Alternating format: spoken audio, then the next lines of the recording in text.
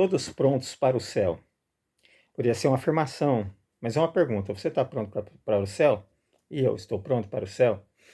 Essa afirmação ou pergunta é muito interessante.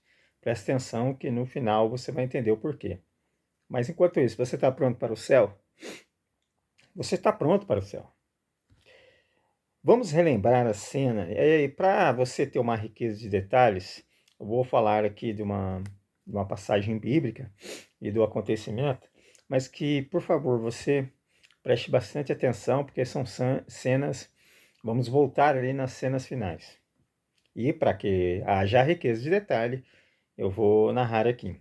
E vou ler para não perder a riqueza de detalhes. Vamos relembrar a cena de Jesus que estava no Getsemane. E está estranho, começa a gemer alto e cair, levantar, começa. O fato é que Jesus estava como nunca esteve, aos olhos, né, de muitos, inseguro, ou extremamente preocupado, angustiado, e começa a ficar andando de lá para cá, para lá e para cá. Ora cai no chão, ora levanta. De repente começa a soar gotas de sangue. Então os discípulos o confortam e ficam firmes, inabaláveis. Quando chegam os soldados, eles ficam firmes como nunca se viu, com tamanha coragem e companheirismo. Afinal, todos haviam avisado que não negariam. E então, não era nenhuma surpresa, porque eles já haviam alertado, de maneira nenhuma vamos negar o Senhor e vamos avante. A hora que a turba chega, os discípulos, primeiro, eles não fogem. Segundo, eles não se abalam. E terceiro, eles não dormem. Essa cena, o que você achou dessa cena? Então, algo de estranho aí, né? É verdade, eu sei. Poderia estar lá em Mateus 32, 50 e tantos, 80 e tantos, né? Ou nos escritos secretos de algum profeta. Mas, na verdade, é o seguinte, presta bem atenção nessa introdução, porque no final eu vou dar a explicação. Vamos agora ao texto bíblico, Mateus 26, de 36 a 46. Diz assim: Em seguida foi Jesus com eles a um lugar chamado Getsemane, e disse a seus discípulos: Assentai-vos aqui, enquanto eu vou ali orar. E levando consigo Pedro e os filhos de Zebedeu, começou a entristecer-se e angustiar-se. Então lhe disse: A minha alma está profundamente triste até a morte. Ficai aqui, vigiai e orai comigo. Perceba, Jesus agora estava no momento de agonia, momento de ali, já pensando nas suas cenas finais, ele já sabia tudo o que ia acontecer, ele mesmo previu e viu, e ele mesmo se dispôs a passar por tudo isso, mas havia um fator preponderante aqui, havia uma alta máxima aqui que, na verdade, ele receberia os pecados todos da humanidade sobre ele, e também ele sentiria agora a separação do Pai. Então perceba, tamanha angústia que Jesus estava passando ali. Então ele pede, normalmente com os seus que estavam sempre com ele ali, para que, e interessante, os mais chegados ele pede mais à frente que vá ali e ore com ele. Vigiai e orai para que não entreis em tentação. Olha, aqui é um ponto interessante, que é o verso 41. O espírito, na verdade, já está pronto, mas a carne é fraca. Tomando a retirar-se, orou de novo, dizendo: Pai, se não é possível passar de mim esse cálice sem que eu beba, faça, porém, a sua vontade. E voltando, achou outra vez dormindo, porque os seus olhos estavam pesados. Deixando novamente, foi orar pela terceira vez, e repetindo as mesmas palavras. Então voltou os discípulos e disse: Ainda dormis e repousais? Eis que é chegada a hora, o Filho do Homem está sendo entregue nas mãos de pecadores. Levantai-vos, vamos, eis o traidor se aproxima.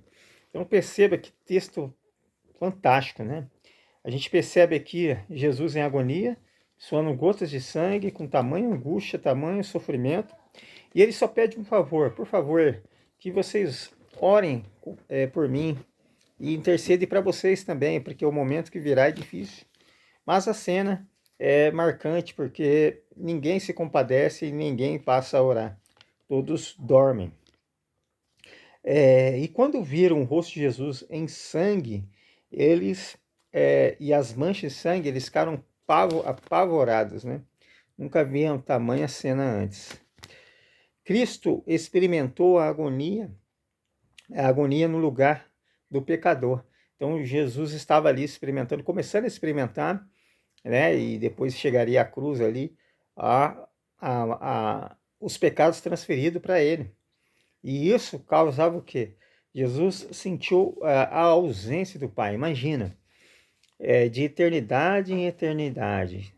Aliás, ou melhor, na eternidade, sempre com Deus, sempre ali, na eternidade passada, sempre com Deus. E por um momento, Jesus estaria começando a experimentar e depois experimentaria de fato a separação que os pecados trazem entre nós e Ele, né? Ou seja, entre Ele, que nós vamos sentir no futuro se não salvarmos, então tomara que seja para os ímpios e não para nós, mas a angústia que nós vamos sentir se perdermos a salvação é a mesma, ou Jesus sentiu a pior. Por quê? Na verdade, porque ali estava carregando os pecados de todo o mundo. Mas, entretanto, o cenário ele poderia ser diferente. Lembra o cenário que eu citei inicialmente? Foi propositalmente para você refletir. Como poderia ser diferente? De fato, a escritora cristã Ellen White, ela comenta em Desejados, em outros livros, que se eles ficassem firmes, orassem e vigiassem, eles não ficariam apavorados, eles ficariam firmes, intactos, inabalados, firmes, né? O cenário teria sido diferente. Eles teriam, Ellen White fala que eles teriam recebido forças para suportar a prova. E aí eles fariam igual como? Igual quem? Eles poderiam resistir à tentação, como foi com John Hus. John Hus, quando ele foi para ser queimado, né, nas perseguições, ele foi, e aí os carrascos iam colocar fogo atrás dele, ele pediu, não, coloque na frente, por que você está colocando lá atrás? E falou com toda a intrepidez com o carrasco e falou, eu pode colocar aqui na frente, eu não estou com medo, Deus está comigo. Em outras palavras, né? Ele foi corajoso, firme, não se abalou, como foi os valdenses também, que mesmo em tamanha perseguição dos romanos e aqueles que queriam destruir a palavra, eles escreviam em pedaços de papel e amarravam na sua roupa, pedaço de pano e tal, e muitas vezes ali queimados e também assim tacavam fogo para eles morrerem asfixiados na boca da caverna. Mesmo assim eles permaneceram firmes, como foi também os mártires da igreja de Esmina, foram firmes, fortes também, como foi Sadraque, Mesaque e Abidnego, como foi Daniel. Então percebam, assim como esses homens que eu citei foram firmes e não negaram, se eles estivessem vigiados em oração, eles teriam resistido. É uma lição muito forte para nós também, que nós devemos resistir, na verdade, para resistir às tentações que virão, as pequenas, mas também as grandes que virão, que nós sabemos que tem profecias de perseguição e muito mais para o seu povo, nós precisamos estar vigiando, vigiar em oração. Pecados bobos que caímos, nós teríamos resistido se nós tivéssemos vigiado em oração. Então, os discípulos estavam prontos, mas por que eles falharam? Porque a carne é fraca. Nós também, nós podemos já ter conhecido a palavra, já aceitado tudo, mas podemos estar fracos porque não vigiamos em oração. Então, às vezes, estamos prontos. Tá bom, pronto, eu estou, legal. Mas cuidado, mas a carne é fraca, você pode cair.